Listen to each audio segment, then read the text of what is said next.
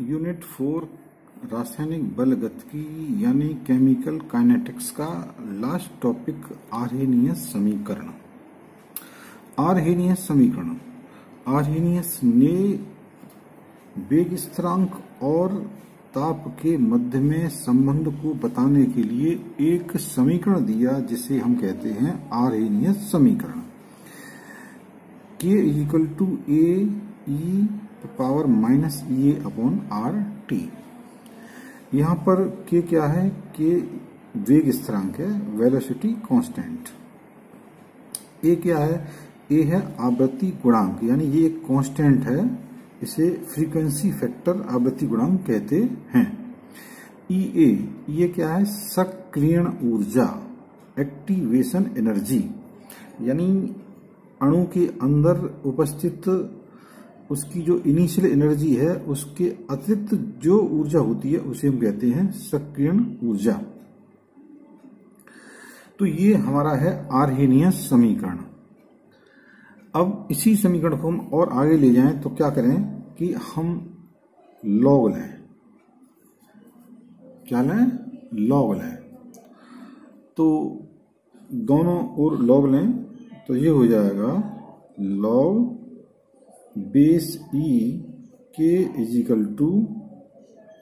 Log base ई ए, और इसका log लेंगे तो इसमें -EA/RT बेस लॉग ई और ई, ये हो जाएगा। अब देखें हम ये बेस लॉग ई को यदि हम बेस लॉग 10 में कन्वर्ट करें तो क्या करना होता है? 2.303 से इसको मल्टीप्लाई कर देते हैं।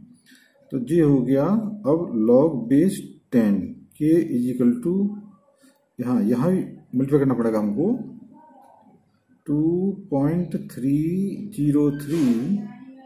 अब बन गया जी लॉग बेस ई की जगह लॉग बेस 10A माइनस, अच्छा यहाँ पर बेस और ये दोनों सेम है, यानी जब दोनों चीज सेम होती है उसमें उसकी वैल्यू होती है 1। तो यहाँ केवल रह गया EA/RT।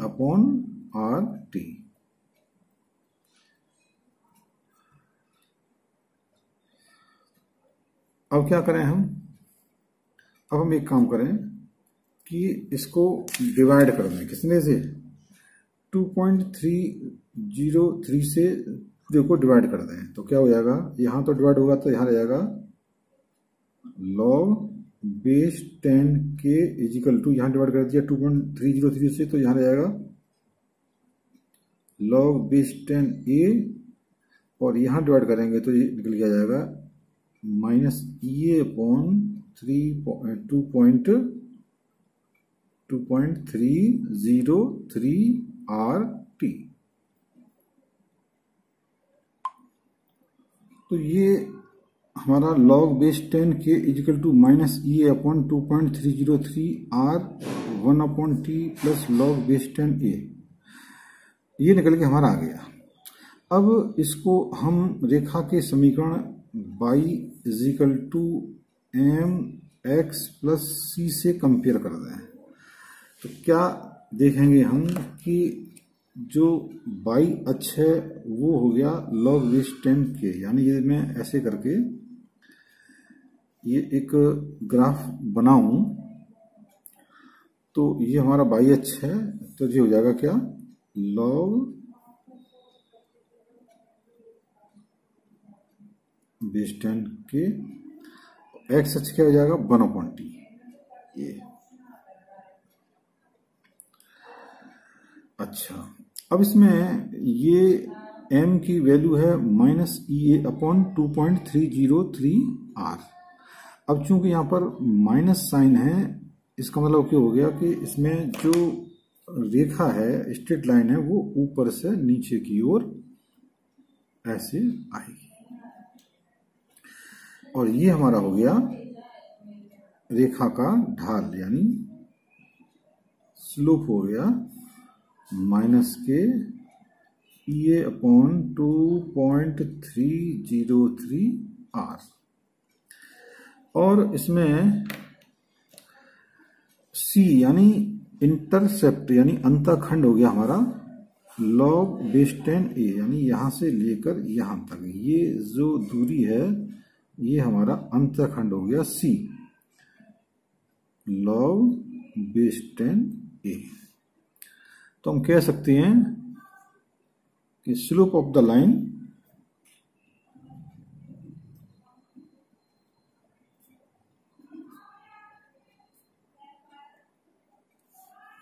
वो क्या हो जाएगी, यानी m is equal to minus के ये अपॉन 2.303 R ये। और साथ ही साथ कह सकते हैं हम इसमें इंटरसेप्ट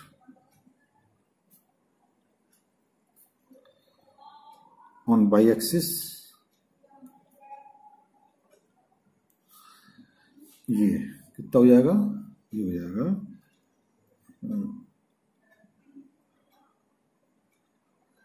लॉग ए।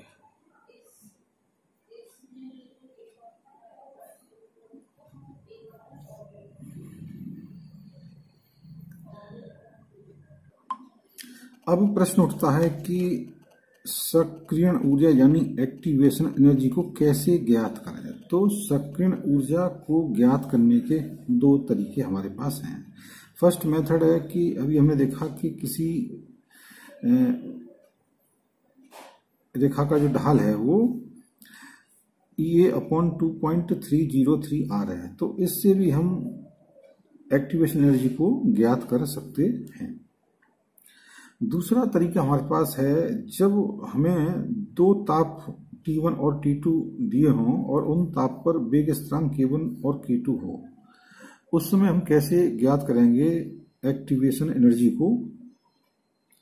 तो देखिए अभी हमने एक रिलेशन देखा कि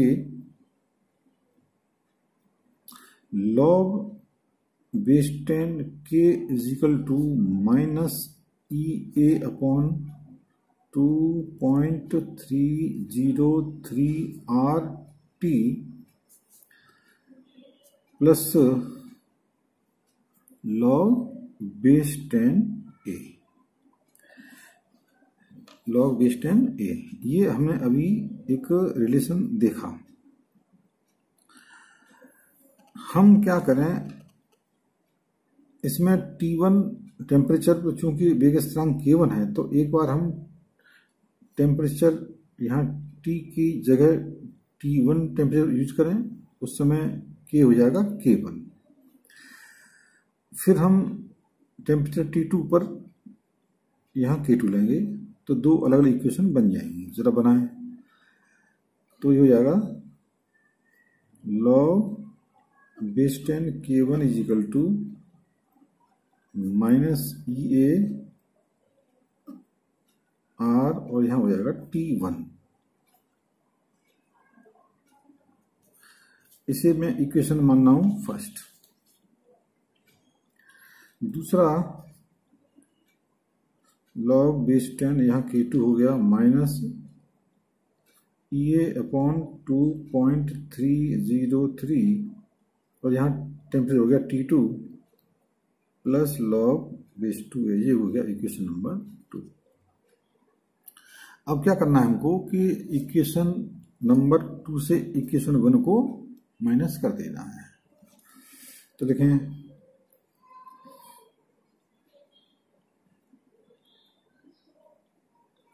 समीकरण 2 में से समीकरण 1 को घटाने पर, तो समीकरण 2 में से 1 को घटाएं तो क्या हमें मिलेगा, ये मिल जाएगा log base 10 K2 minus log base 10 K1 is equal to, ये हो जाएगा हमारा माइनस के E A अपॉन 2.303 R/T2, यहाँ फिर माइनस माइनस प्लस हो जाएगा, ये हो जाएगा EA/2.303 R/T1। और आगे चल के जो log A हैं और log A से दोनों आपस में कट जाएंगे। इतना लिखना काफ़ी है। ये हो गया log base 10 K2 minus log base 10 K1। इसको लिख सकते हैं आप log base 10 K2 upon K1। इसमें से हम चाहें तो इतने हिस्से को कॉमन ले लें, प्लस वाले हिस्से को पहले ये अपॉन 2.303 R कॉमन ले लिया। तो इसमें क्या होगा, पहले मैं प्लस वाला ले रहा हूँ, तो जी 1/T1 हो गया, और जी माइनस का इसलिए -1/T2। इसको आगे और सॉल्व करें तो ये बन जाएगा K2/K1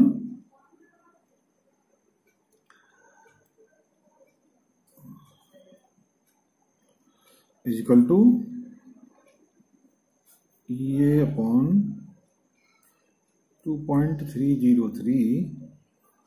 इसमें T1 T2 जो हो जाएगा T2 माइनस T1। तो हमारा एक फार्मूला ये भी बन गया, और इससे हम एक्टिवेशन एनर्जी को फाइंड कर सकते हैं।